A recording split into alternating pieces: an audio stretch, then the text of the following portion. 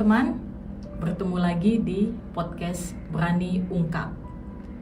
Nah, pada podcast sebelumnya, episode sebelumnya kita telah membahas tentang pernikahan dini yang kemudian ternyata sangat berdampak pada psikologis maupun kesehatan dari anak perempuan yang mengalami pernikahan dini itu.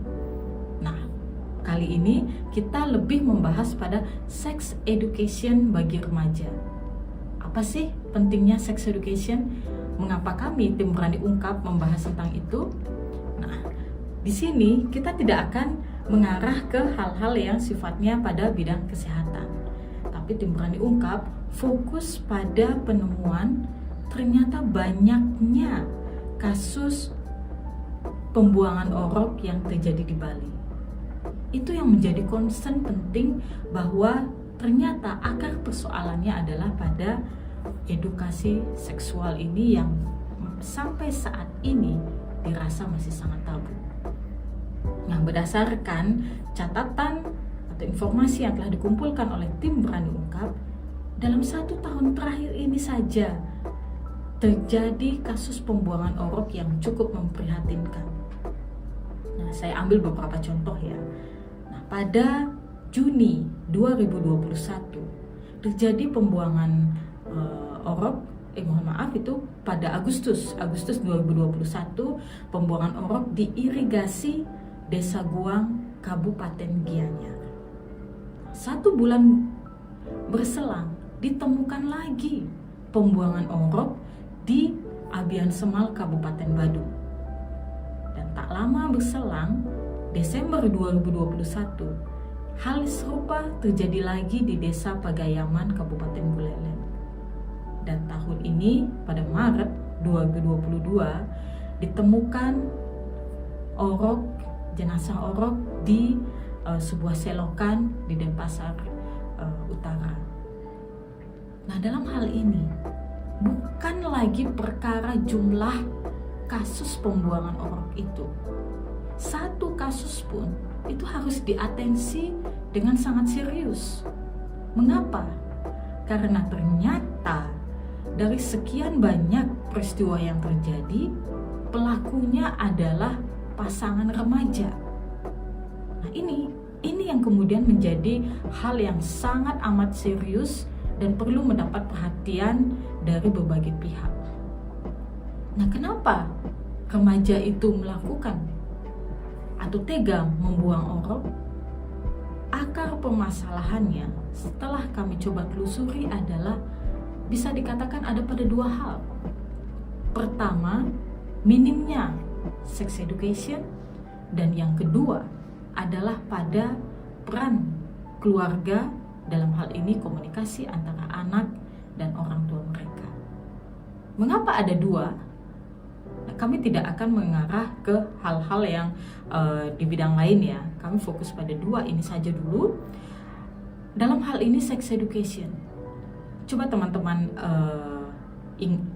atau runut kembali peristiwa pembuangan orok ini atau peristiwa kehamilan itu, kehamilan di luar pernikahan ya, tidak akan terjadi apabila pasangan remaja ini paham bahwa sesungguhnya mereka bisa melindungi diri sendiri dengan menggunakan pengaman.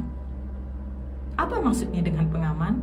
Saya rasa teman-teman sudah tahu ya, sudah banyak informasi, silakan searching sendiri, ada banyak sekali informasi dan kami tidak akan membahas bagaimana cara menggunakannya, apa bentuk-bentuk pengaman itu. Teman-teman bisa cari sendiri di informasi-informasi tentang kesehatan. Nah, kami ingin tekankan di sini bahwa penggunaan pengaman itulah yang akan melindungi pasangan remaja ini dari kehamilan yang tidak diinginkan.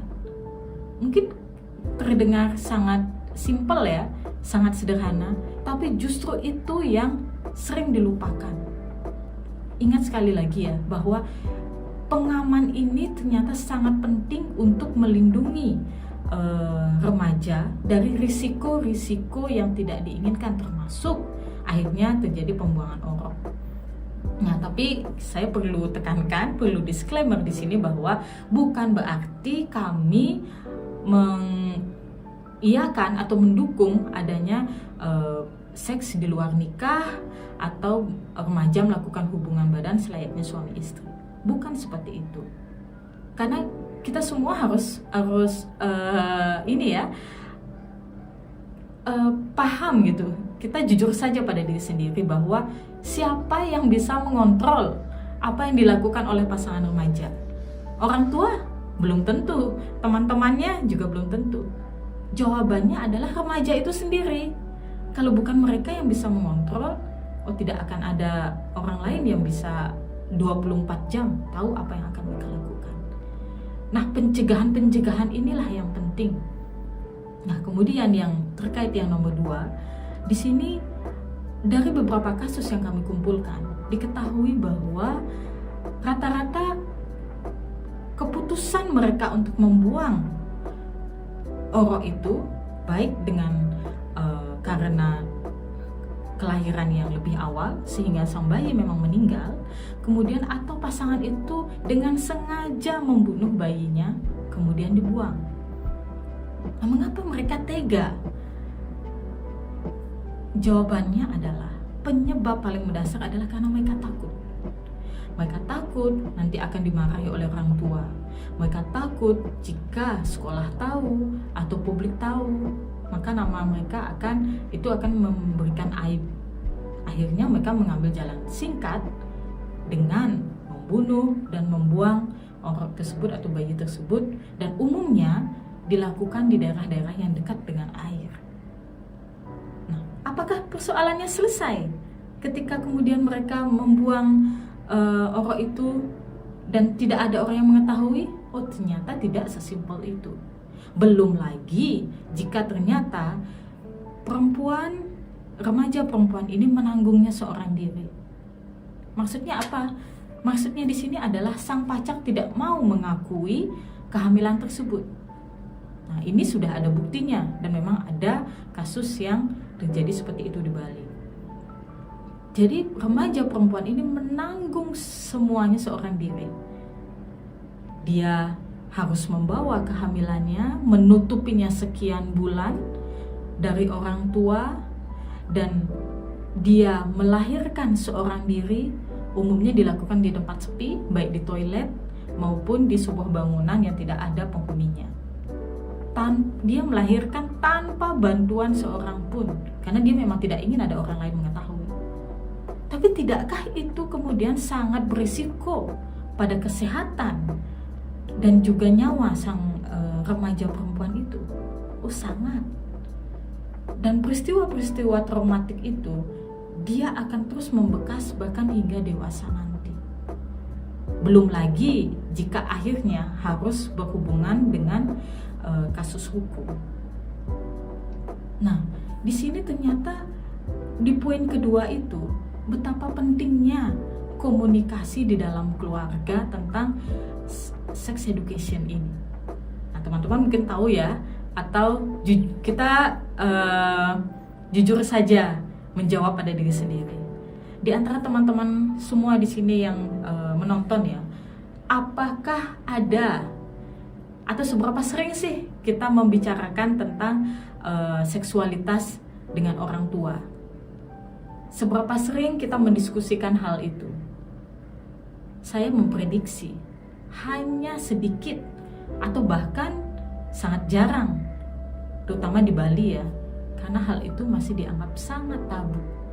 Sehingga ketika peristiwa-peristiwa seperti ini terjadi, sang anak akhirnya lebih memilih untuk memendamnya sendiri, mencari solusi sendiri, yang dimana solusi yang dia ambil atau langkah yang dia ambil sebagian besar berakibat sangat fatal.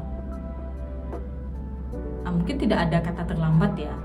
Kita bisa mencoba untuk membangun komunikasi-komunikasi seperti itu. Misalkan ini contohnya, orang tua mau bicara dari hati ke hati dengan anak, terutama yang remaja ya. Seandainya jika sesuatu terjadi pada dirimu, ibu ceritakan saja pada ibu bapak, misalnya seperti itu. Jadi bukan justru langsung menjudge anak, kemudian menyalahi anak dengan segala perbuatan yang mereka lakukan. Karena kita semua tidak pernah tahu apa yang akan terjadi kan. Nah, semoga nanti ke depannya, tentu kita semua berharap ya, tidak ada lagi kasus-kasus pembuangan orok baik di Bali maupun di daerah yang lainnya di Indonesia ya. Dan ketika kemudian terutama pasangan remaja akan atau terbesit untuk melakukan hal-hal yang ya teman-teman tahu sendiri apa itu, setidaknya langsung aware di mindset bahwa harus tetap melindungi diri sendiri dan paham akan risiko-risikonya. Nah, semoga apa yang tadi saya sampaikan yang diungkap oleh tim Berani Ungkap itu bisa menjadi sesuatu yang bisa kita renungkan bersama. Tidak hanya bagi pasangan remaja, tapi juga untuk orang tua. Terima kasih teman-teman. Kita ketemu lagi di podcast berikutnya.